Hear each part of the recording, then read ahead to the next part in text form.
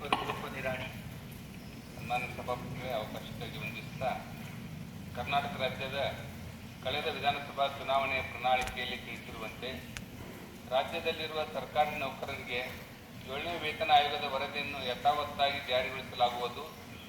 ಹೊಸ ಪಿಂಚಣಿ ಯೋಜನೆಯನ್ನು ರದ್ದುಪಡಿಸಿ ಹಳೆಯ ಪಿಂಚಣಿ ಯೋಜನೆಯನ್ನು ಜಾರಿಗೆ ತರುವ ಬಗ್ಗೆ ಹಾಗೂ ಕರ್ನಾಟಕ ಆರೋಗ್ಯ ಸಂಜೀವಿನಿ ಯೋಜನೆಯನ್ನು ಸರ್ಕಾರಿ ನೌಕರಿಗೆ ಜಾರಿಗೊಳಿಸುವ ಬಗ್ಗೆ ಭರವಸೆಯನ್ನು ನೀಡಲಾಗಿತ್ತು. ಆದರೆ ಇಲ್ಲಿವರೆಗೆ ರಾಜ್ಯ ಸರ್ಕಾರವು ನೀಡಿದ ಭರವಸೆಯಂತೆ ಯಾವುದೇ ಈ ಬೇಡಿಕೆಗಳನ್ನು ಇಲ್ಲಿವರೆಗೆ ಈಡೇರಿಸಿರುವುದಿಲ್ಲ.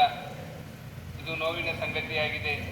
ಈ ನಿಟ್ಟಿನಲ್ಲಿ ಕರ್ನಾಟಕ ರಾಜ್ಯ ಸರ್ಕಾರಿ ನೌಕರರ ಸಂಘವು ತಮ್ಮ ಬೇಡಿಕೆಗಳನ್ನು ಕೂಡಲೇ ಜಾರಿಗೊಳಿಸಲು ಕ್ರಮ ಕೈಗೊಳ್ಳುವಂತೆ ಒತ್ತಾಯಿಸಿ ಮಾನ್ಯ ಮುಖ್ಯಮಂತ್ರಿಗಳಿಗೆ ಹಾಗೂ ಸಚಿವರುಗಳಿಗೆ ಮನವಿ ಮಾಡಿದ್ದಾರೆ ಹಾಗೂ ಮಾನ್ಯ ಶಾಸಕರುಗಳಿಗೂ ಸಹ ಮನವಿಯನ್ನು ಸಲ್ಲಿಸುತ್ತಿದ್ದಾರೆ. ಮತ್ತು ಎಲ್ಲ ತಾಲೂಕು ಕೇಂದ್ರಗಳಲ್ಲಿ ಕರ್ನಾಟಕ ರಾಜ್ಯ ಸರ್ಕಾರಿ ನೌಕರರ ಸಂಘವು ಪ್ರತಿಭಟನೆ ಮಾಡುತ್ತಿರುವುದು ವಿವಿಧ ಪತ್ರಿಕೆಗಳಲ್ಲಿ ಪ್ರಕಟವಾಗಿದೆ. ಮತ್ತು ಇತ್ತೀಚೆಗೆ ವಿಧಾನಸೌಧದ ಗಾಂಧಿ ಪ್ರತಿಮೆ ಮುಂದೆಯೂ ಸಹ ಪ್ರತಿಭಟನೆಯನ್ನು ಕೈಗೊಂಡಿದ್ದಾರೆ.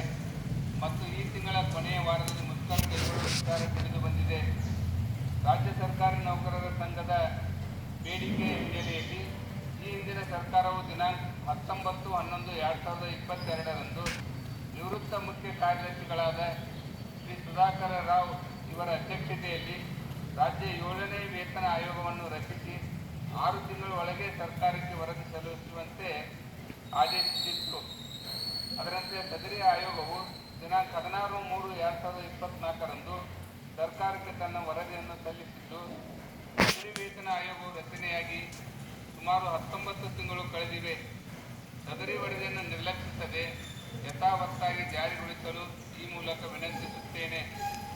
ಹಾಗೂ ರಾಜ್ಯದಲ್ಲಿ ಸುಮಾರು 2,60,000 ಹುದ್ದೆಗಳು ಖಾಲಿ ಇದ್ದರೂ ಸಹ ಸರ್ಕಾರವು ಜನಸಾಮಾನ್ಯರ ಕಲ್ಯಾಣ ಹಾಗೂ ರಾಜ್ಯದ ಅಭಿವೃದ್ಧಿಗಾಗಿ ಸರ್ಕಾರ ಜಾರಿಗೊಳಿಸುವ ಯೋಜನೆಗಳನ್ನು ಶ್ರೀಸಾಮಾನ್ಯರಿಗೆ ತಲುಪಿಸುವ ಕಾರ್ಯದ ಜೊತೆಗೆ ರಾಜ್ಯದ ಅಭಿವೃದ್ಧಿ ಸೂಚ್ಯಂಕದ ಬೆಳವಣಿಗೆಯಲ್ಲಿ ಹಾಗೂ GST ತೆರಿಗೆ ಸಂಗ್ರಹದಲ್ಲಿ ಇಡೀ ದೇಶಕ್ಕೆ ಮಾದರಿಯಾಗಲು ಸರ್ಕಾರಿ ನೌಕರರ ಪಾತ್ರ ಬಹುಮುಖ್ಯವಾಗಿದೆ. ಆದ್ದರಿಂದ ಖಾಲಿ ಇರುವ ರಾಜ್ಯ ಸರ್ಕಾರಿ ನೌಕರರ ಹುದ್ದೆಗಳನ್ನು ಅತಿ ಶೀಘ್ರದಲ್ಲಿ ಭರ್ತಿ ಮಾಡಲು ವಿನಂತಿಸುತ್ತೇನೆ.